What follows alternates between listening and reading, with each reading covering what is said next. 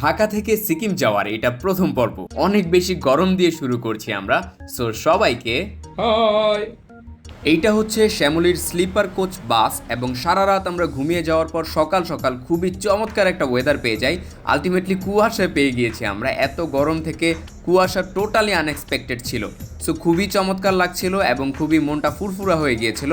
আর এ হচ্ছে আমাদের বেনাপোল পোর্ট যাওয়ার পরে এত ভিড়, ভাইরে ভাই, মানুষের উপরে মানুষ। সো এইটা হচ্ছে নো ম্যানস ল্যান্ড, এটা বাংলাদেশেরও না ভারতেরও না। অ্যান্ড এইটা হচ্ছে ওয়েটিং রুম ভারতে যাওয়ার জন্য। অ্যান্ড এরপরে আমরা হুট করে কলকাতা চলে যাই। অ্যান্ড কলকাতা যাওয়ার পরে সর্বপ্রথম আমরা খাওয়া দাওয়া সেরে নেই আরসালান থেকে। অ্যান্ড এরপরে আমরা আইপিএল ম্যাচ দেখতে যাই। তো আজকের শর্ট ভিডিওটা এই পর্যন্তই। আমরা পরবর্তী ভিডিওতে দেখব কলকাতা থেকে কিভাবে আমরা শিলিগুড়ি গিয়েছিলাম। গাইস, আমাদেরকে একটু সময়ের জন্য ক্যামেরাতে কেন দেখানো হয় এটা আমি বুঝলাম না। আপনারা ভিডিওটা দেখছেন, মানুষ তো বেশি আমাকে দেখতে চায়।